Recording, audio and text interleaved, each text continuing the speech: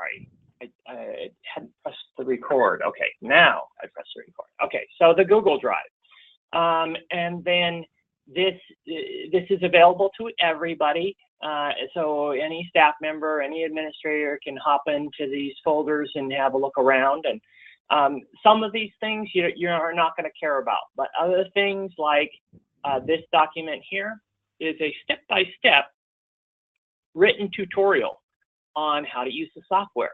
So if you're ever confused, or maybe you're just starting to use the software, sometimes if you have a look at this document, it may answer your question. It goes through all of the functionality. So some things you'll go, oh, yeah, we don't do that, or we don't do those things, and so you can just ignore that. But we also address conversational texting and how it works in each of the status, and that's important to understand. The message status as it comes into your system, as you take the case and open up the case and have a conversation with the client, keeping track of the status is a big part of the application. And it's kind of like, if you have a call software, you kind of monitor who's on what call. Maybe you pull them from a queue, and they maybe go through different status. Well, with this text application, we use the same protocols. We create a status for each phase of a conversation. So when somebody tags in, that's the beginning, right? And then you open up the case, kind of like when somebody calls 211, right? When they initiate that first text, we're going to let you know. And when they initiate that call, the phone rings, or you get a beep, or whatever it is that lets you know. And then when you open up that case, then it becomes yours. It's like answering the phone. This is mine. And then it might, in your phone application, it might show that someone is responding to that call. So, it's taken. You don't have to take it. Same kind of things apply. That, it's a first come, first served model, and that you're on the queue. It's your queue, and you take them as they come through.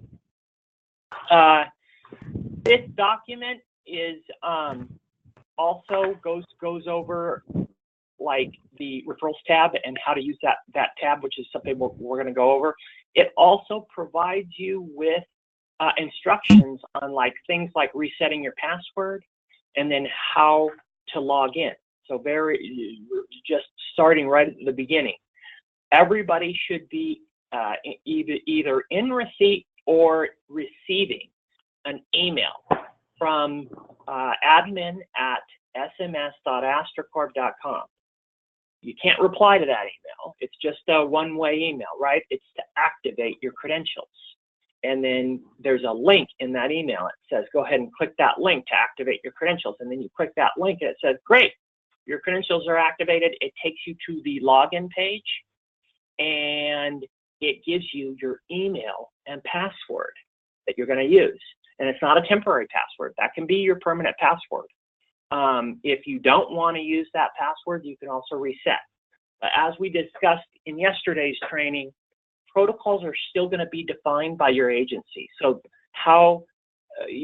what you guys do as far as passwords and things like that, probably just keep what is assigned to you initially, unless told otherwise. And then when we go through the application today, please note that some of the settings that we see and we look at are still changing.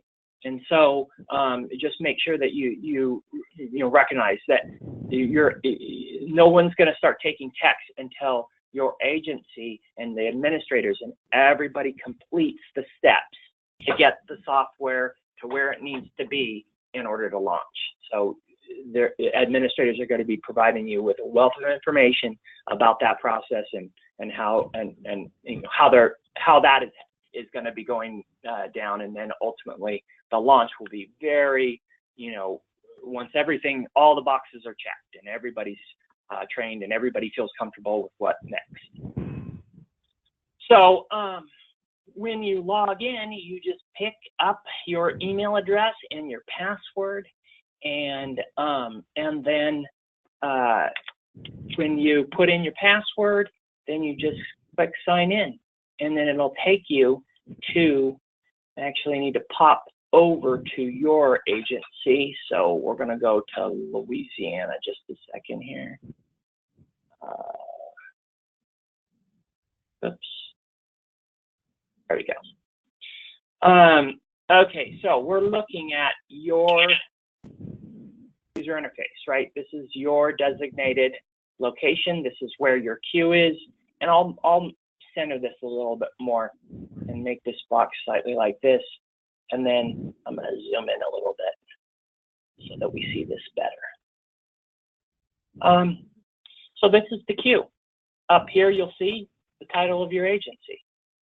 And when you scroll over the title of your agency, you see that short code, that number, 898211. You may have seen it before. It's the number that's now used by a lot of 211s. And it is able to, it was provisioned back in 2011. We use short codes because they enable you to communicate with everybody in your service area without issue. So all carriers are supported. Even government-issued phones can text this number. So there shouldn't be anyone that calls you up and says, I tried to text you and I couldn't get through. If that ever happens, let an administrator know, and they'll let us know, because we set it up that way. We designed it that way, and in partnership with several 211s at that time, provided feedback as to what the processes would be and getting it all set up and how it's going to be used. And so the carriers all understand that number processes text messages on behalf of the public for 211 agencies. When you get a text or when you send a text to 898211 and it's your zip code, then that's going to route you to the appropriate location.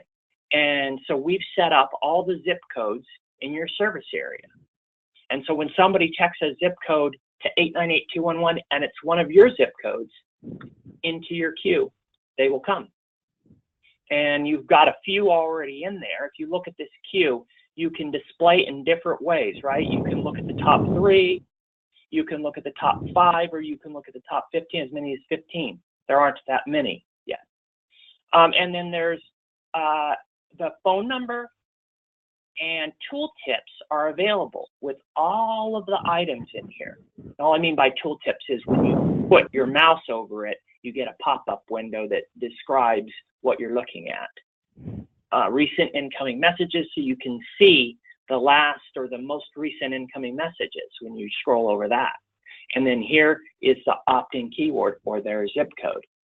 And then here is the responder, Melanie Mulder. You probably recognize that name. That's one of your colleagues, right? And then when we scroll over here, then the number. That's the phone number, the mobile number. Landlines won't come into this queue. These are mobile numbers because you can't text from a landline. You have to be on a mobile phone. And then over here, conversation status. Remember how we talked about that at the very beginning, that's an important piece? The conversation status is very important. That tells you where it's at. So at what part of the conversation is it in? And this one is in progress, and it's in outgoing status. How do I know that? Well, it says in progress here. And then if it were in incoming status, meaning that the person who's at the other end sent the last text, it would be highlighted in yellow. And if I click on this phone number, I'm going to see all of the communication that's related to that phone number. So very intuitive controls. You click on a phone number, and then that's going to display all of the things for that phone number. Kind of like how your email works. You click on this phone number, and then we see all that. And then down here at the bottom is an opt-out case. So that means that this person had a conversation, and then at the end of it, they texted stop, or they were manually opted out, which is an option as well. You can opt somebody out, or they can be opted out. The opting out a client, though, you're going to want to talk to administrators about that. Clients can be opted out and they can also be blocked, but that's going to be protocols that are discussed at your agency and decided by administrators. I can't open this case up, right? Because it's at opt-out status, so I don't have an open or close button. That just means that at the moment, this person can't be texted because they don't want to be. Status changes, right? Somebody might text stop at the end of their conversation just out of habit. Or they might text stop because they truly don't want to be texted again, right? They didn't get the help they were needed, got frustrated or whatever. They're always going to have all of their conversation available. Any of the bits of information that's collected along the way, it's all going to be available as part of their transcript. It's just that you can't open and have a conversation with that client anymore. Now I'm going to show you what it looks like when a client opts in. And we're going to see this phone number down here, which is mine. We're going to see it go from down there in opt-out status all the way up here to opt-in status. The moment I text, and all I'm doing is selecting my text messaging. I'm pulling open my native texting app, and then I'm selecting the short code 898211. If I haven't communicated with 898211 before, then I would go new message, and I would put that number in. So not hard to do. And instead of putting in a 10-digit number, I'm putting in 898211. And then in my message part, I'm going to put my zip code. And I'm going to use one of the zip codes in that list. I'll just use the 70115 as it's the first couple ones in that list that we see. So that's what I'm going to do. I'm going to go ahead and send a text to 898211. Body of the text is going to be 70115. And that's sent. So there we go. It moved from down there as an opted out case to up here as an opted in case.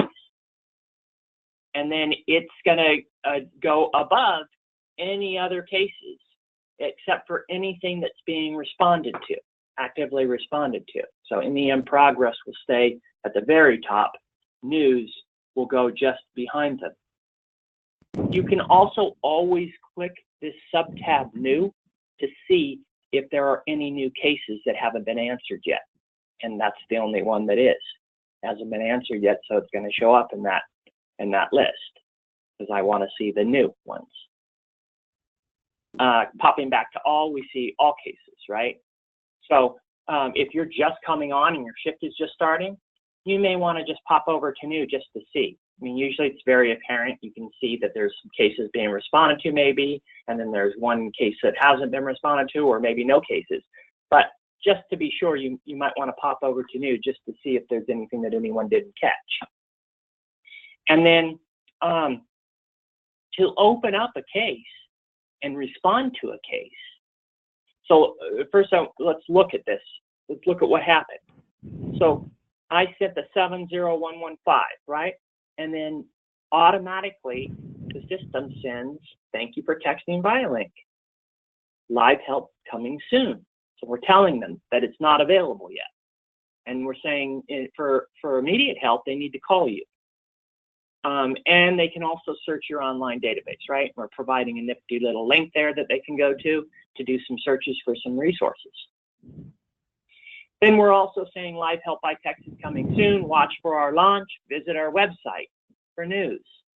So those two messages are going out to anybody who texts you from now until launch. When you launch, we're going to change those messages. We'll change them to something else. Something like, thank you for texting via link, a specialist or agent will be with you shortly. You determine, your administrators are going to determine the terminology that you use. And then you might ask questions. Sometimes 211s do that. They'll ask questions at the beginning as part of the opt-in so that you already have things like gender, age, issue, so that you know these things before you even open up the case. Another thing we know is we know their parish. So we're going to populate that too, because based on that zip code. And we also do a little check automatically, and that's an auto check that's happening just to validate that zip code and make sure that we're populating it with the most current information for whatever parish or county is tied to that zip code. And then we'll pop that there. If ever there's a zip code that's split across multiple parishes, we'll automatically ask them for which one they're in. So you don't have to worry about any of that. It will ask them, and you'll see it in the conversation if that ever happens. I'm not sure if you guys have any split zip codes, but if you do, that's what will happen. It'll ask you, are you Orleans or Jefferson? Text 1 for Orleans, text 2 for Jefferson. And then boom, they're in, and we'll populate it with the appropriate parish. So real simple, straightforward. And then you may not answer that text. You may decide that you're not going to answer that text until they respond with the information, the additional information that you might be gathering. And then when that's done, then you can open up the case, right? And then opening up the case is just clicking open. Not a difficult thing. So I've taken a case that was new and unanswered. If I go here to new, gone, because it's now open, right? It's a case that's being handled. And if I don't like to look at other cases or be bothered by the queue while I'm working on my case or cases, I can always click mine and isolate the cases or case that I'm working in. It's up to you, but that's an option available to you. Just make sure that when you're done with your case or cases, that you pop back over to all or new to see if there's anything else. And then over here on the right, guys, when you open up the case, see how we change the status, conversation status, from blank, which is highlighted yellow, new, unacknowledged, to open status. So I've opened up the case, but I have yet to send them a message. I'm sorry, I have yet to send an agent-led message. We send the automated messages from the system, but not yet from an agent. So now's the time that I'm going to engage the client with that first text. So over here on the right, I have my canned libraries. These are just examples. You're going to be deciding on what your final canned libraries are. And canned libraries can also be customized right down to the individual respondent. So it's wonderful, wonderful, huge variety of capacity with regard to canned messages, because they're really important, especially in the work that you're doing. It's just the more refined and the more thought put into them, the better streamlined the work is. So I take a message and then I just click send, and that message goes out, and it goes out really quickly. I've got that text already on my phone. When I scroll over that timestamp, that's the message delivery receipt, which is absolutely terrific. That means that you don't ever have to worry about whether or not your message got delivered, which is a potential problem, right? If messages don't get delivered, then the person's going to be angry about that. And so we support message delivery receipts on everything that goes out. And if something isn't deliverable, we'll let you know. It'll be slightly different colored. It'll be a lighter green, and then it will not give you a timestamp. It will say unable to deliver, and then if it's retriable, it'll say retry in process. So it'll not be dark green yet, and then you'll see maybe a retry in process or unable to send. If it's retry, then it'll be on a cycle of every 5 minutes. It'll retry until that carrier says, yep, we got it delivered for you. And then that will get the timestamp just as all the others. But if you see that one of your conversations that you're having goes into that situation where you've got a message that you send out and it doesn't get delivered right away, and then you see that it's retry in process, maybe you want to go pop over to another conversation or do something else and not wait until that person is in be able to communicate again, because it might be that they're roaming. Some old phones they can turn them off, believe it or not, and not get text. It's some of you may be familiar with that. So now I think most smartphones, even when your phone is turned off, you get text. But some phones, when you turn them off, no text can go through. And so it's kind of like not being available for that time period. So if that's ever a case, we're going to be retrying that until it is possible, until it is able to go through. And so just be aware that if that happens, don't worry, don't try to resend the message yourself, because you'll be duplicating that message if you do that. All right. And then while I'm in conversation mode with the client, so how can I help you today? So maybe they text back, I need help with some food. Pack food. And then anything from the client's going to be in blue, and anything from you is going to be in the green. And then it'll just be back and forth until we resolve their problem. Now, when you decide on referrals to go to the client, and you have those referrals ready to go, at this point it's a copy and paste. But you should note that we are integrating with your CRM, your resource management software, so that when you're in conversation with a client and you find resources that are good for that client, we're integrating so that you can send them straight from there to here. However, in the meantime, it is the copy and paste, so that you would have to take the referrals and put them into this box. If you put something into this box, I'll show you what happens. If I just pop over to this website and copy content here, just looking at some content here. If I take, say, this content here, and I copy it, and I pop back over here, and I paste it into this box, this will show you what happened. So 1,331 characters of 160 entered. My goodness. What that means is that text messages are going to be about 160 characters long, each one. Some carriers support longer messages now, and that you'll see that when you send your content, it'll show up as up to 270 characters for some of the carriers. Other carriers still want it in 160 bits. And so we'll automatically take that content, split it up, referred to as auto-concatenate, and then send it in the sequential order that it needs to be in. And so you don't have to worry about anything. No formatting. Oh, this has an extra space here. I'm wasting, space or whatever, or I'm taking up too much space, or oh, I shouldn't be sending, I shouldn't be sending this particular, or let me see, line breaks, or if I'm up to 160, I don't want something to break my URL and right at the 160. So you don't have to worry about any of that. We're not going to damage a URL. We're not going to damage a address. We're not going to damage a phone number.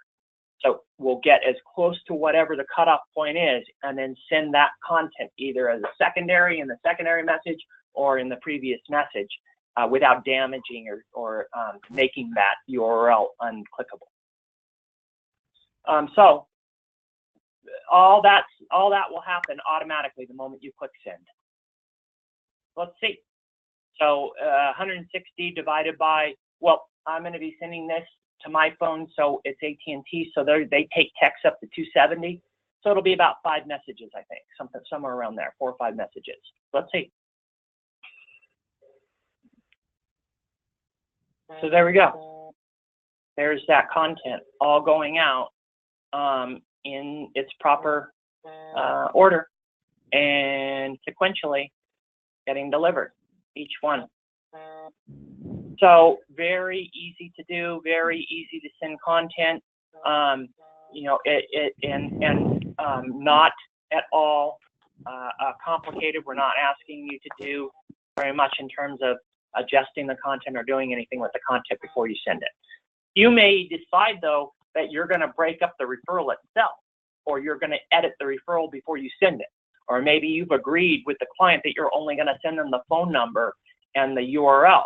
And so sometimes it's kind of nice to be able to have a box like this to then, build the referrals as you ultimately want them to go out.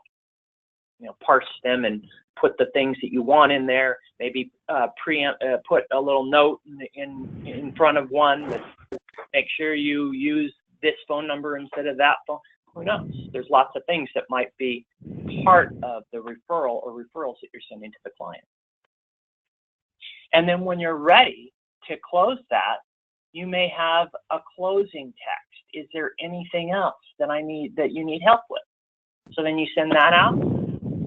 And if the client says no, no thank you, then what I do is I might say one final message here. Thank you for contacting 211. These are only examples. This is sample content. You guys are going to be refining this, but here's an example of a closure message. So just before closing, I could send that. And thank you for contacting student. Dial 211 from your phone or text your zip code 898 for more helpful information. And then that's it. When I'm done with this case, I close it. And then out of the mine it goes. Popping back to all, it should be right there, right? Close status. That's it. Now, what happens if I'm open on the case and I need to go home? My shift is ended. So then it's just a reassign. So if you look over here under the attributes section, here are the assignments. Here's the responder. You just click that responder and then you change whoever you're sending it to. And then you send assign. And then I give this case to Victoria. So Victoria has the text box. Uh-oh, made a mistake. Didn't want to assign that to Victoria. Take it back. Oops. So I take it back. The asterisk just means you're online. You're logged in. So then I took back the text box. So very simple. You can pass back and forth cases as much as you want, as much as you need to. It doesn't, there's no limit on that or any kind of, you guys may need to define protocol about it and how you use it, but you could pass back and forth cases and you're not doing anything, you're not changing or harming anything about the conversation or the data. Now, when we close that case, however, that's the end of that encounter, right? And so that's how you count the conversation. That's how you count, kind of like when the phone hangs up. That's a call, and that gets marked in the database as a call. The same thing, when you close that case out, it gets marked in the database as a text message encounter. That's how you get credit for the work you're doing. Okay, and so what happens if a client, so it's in closed status, what happens if a client texts back after I close the case? So we had all that back and forth, we provided them with the help that they needed, but then afterwards, after I said thank you, he said, the end user said no thank you, and then I said, well, you can call or text us back in the future if you need more help, and then they say, great, or something like that. They text back, thank you, you're awesome, right? Which, texters are not, they will let you know, they appreciate the service. So it's not unusual to see something like that, which is nice. It's nice to hear or to see that, the work you're doing is appreciated. So what happens though, if this person texts back and I already closed the case? This case can be opened and closed without impacting the count. So it can be open and closed and not have any impact on whether or not that's a new encounter. It can also, though, be passed on. So this pass button does not mean passing between a staff member. This is passing on the conversation. And to pass on the conversation, we just click the pass. And then it gets archived. The yellow goes away.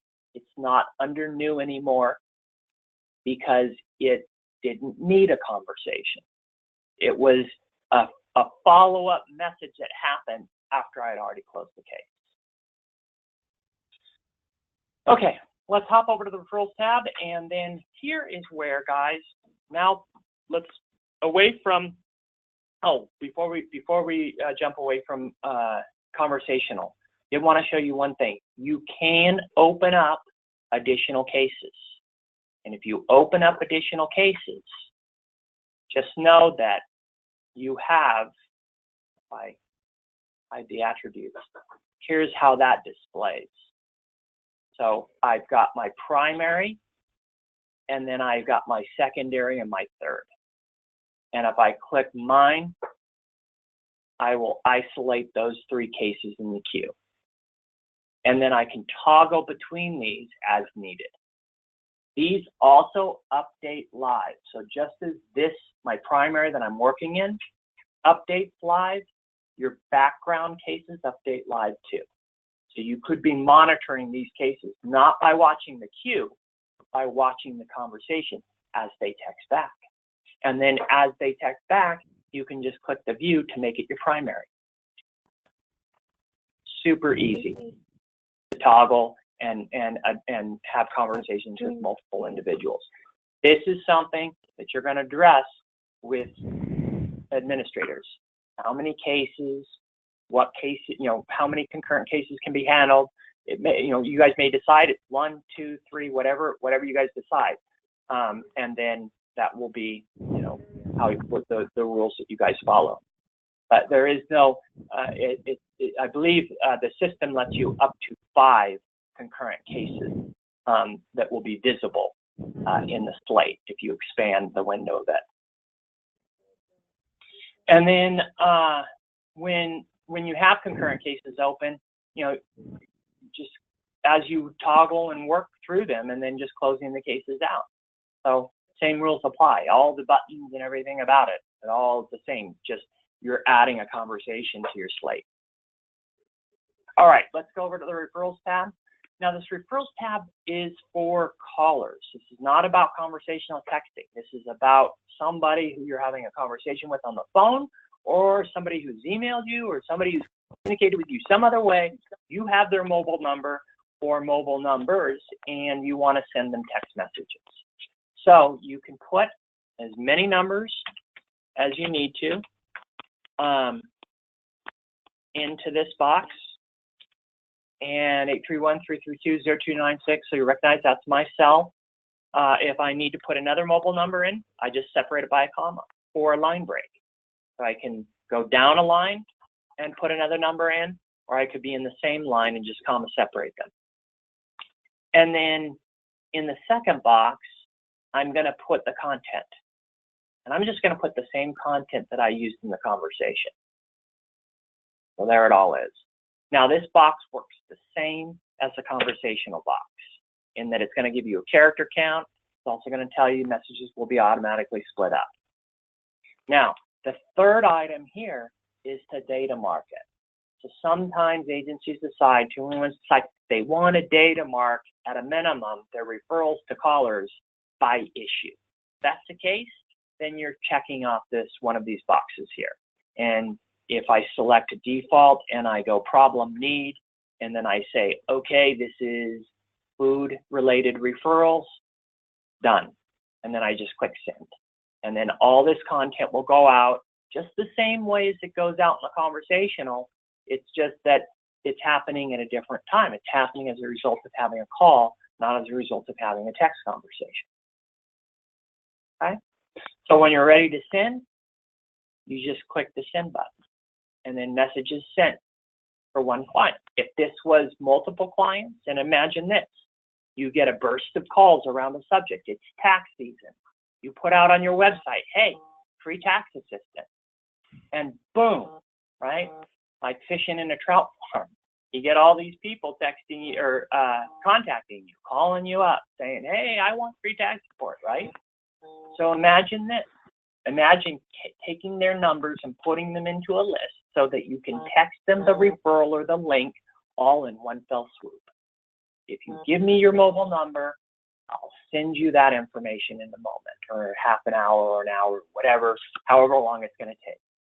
But scaling up and addressing and balancing out or load balancing, right? Kind of using this channel, this SMS channel, to help address a problem with the calls, because all of a sudden there's all these calls happening. So this referrals tab isn't just for a single caller. It is potentially for multiple callers. And if I have a list, I can just put it in an Excel spreadsheet and upload that Excel spreadsheet. I don't even have to put the numbers into the box. Very cool. And everybody gets, if you had a list of 1,000 people, everybody would get whatever content you stick in box number 2. Popping over to the users tab, where is that case? Well, it's not going to be in new because it's not a conversation. It's a referral to a caller. There, if I click on this phone number, I'll see it and I'll see what happened. So here are the messages that we sent to that person, that phone number, after having a call with them. And if you look down here, if you see this, this is the word you'll always see. And it'll be highlighted in a lighter blue, slightly different from that darker blue, right? And when you scroll over, you see there where under the number it says source app referral. That just means that the application was used to send the referrals. That's it. And you can search for phone numbers that you text referrals to. Same thing. We're going to pop them in the queue. Just we're not letting you know the same way we let you know when a conversation happens. Conversations update live. Phone to text referrals go to the back of the queue, and they don't change the status. All right. Any questions, guys? We ran a little bit over on this one, but I wanted to make sure we covered everything. Any questions? I'm good. I think it's pretty straightforward. Yeah. I have Everyone one question, feel like, Jonathan. Yeah, go ahead. Oh, I'm sorry. So, I just once the CRN is uploaded, like with iCarol, so they'll be able to kind of just click on like make a referral a lot easier. They wouldn't have to copy and paste. That's right. The referral information. Okay. When we're integrated, Mm-hmm. they'll be in a conversation, and then they'll find the referrals that they want, and then they'll just go send these referrals to this phone number, and then it'll automatically send those referrals straight out of iCarol to that phone number, and then they could be clicked on and viewing that if they wanted to, but they wouldn't. They don't have to be clicked on and viewing that when that happens. You may, though, want to be aware that there's a chance that after you send those referrals to that phone number from iCarol, it might be that they text you something after that. And so in that case, it's going to show up in PreventionPays, whatever that response is. Okay. All right. And do we know how long that will take? That particular CRM is doing testing now on referrals to callers. So they actually have done preliminary testing on it. So they've made connections to our system, and they're doing some testing with that particular functionality. And so that should be, we imagine, in the next few weeks, that would be delivered to clients. And that's gonna, that's the level of integration, right? Because what that does is that's gonna that's going to enable you to send referrals straight out of iCarol, whether they're a conversation or if they're a phone to text referral, whatever that is. That's that first level of integration that they're doing some testing with now is going to let you send that content straight out of iCarol. So it's nice. It's going to be a big lift in your workflows, because when two systems communicate like that, it's beautiful. Okay, great. Thank you.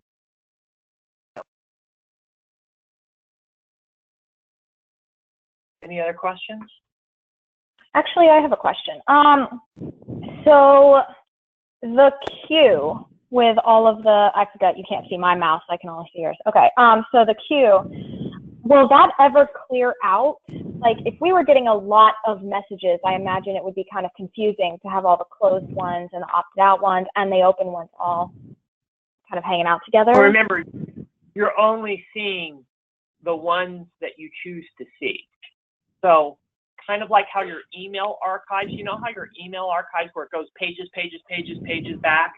Well, that's how we archive your content in your queue. Is it will ultimately be thousands and thousands of people in there, but you're only looking at the top 3.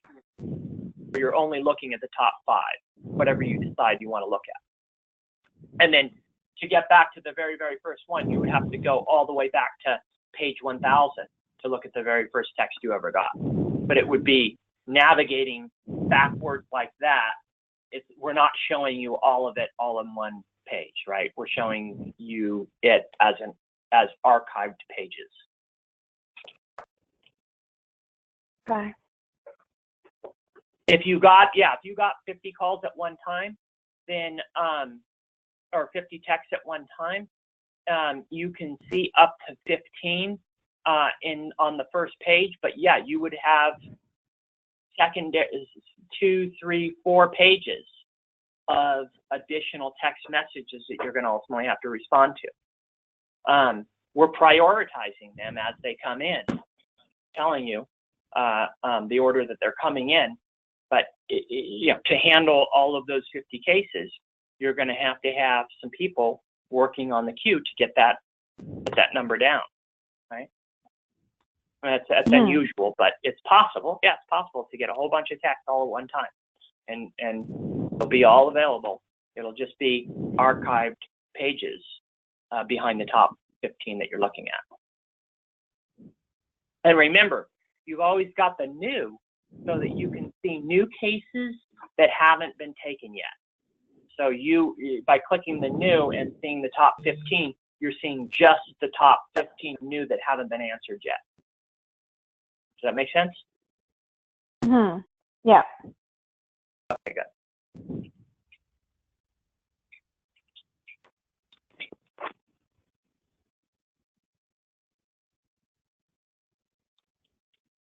Any other questions? No, I think I'm good. I'm good. I'm good too. Yeah. Good. Me too. I'm probably going to have more questions for you, Jonathan. This is Victoria at a later time, but just before we go live. But I'll, start making my list, and I'm going to play around with the system a little bit more too. So I'll just shoot you an email or give you a call with any other questions that I might have. Absolutely. Yep. Please do. And, it takes just a practice session or two, and everybody should be pretty confident in using the software. If not, we can always revisit additional training sessions. So please don't fret about that. We want everybody to feel confident. Okay? Okay. Thank you. Yep. Thanks, Jonathan.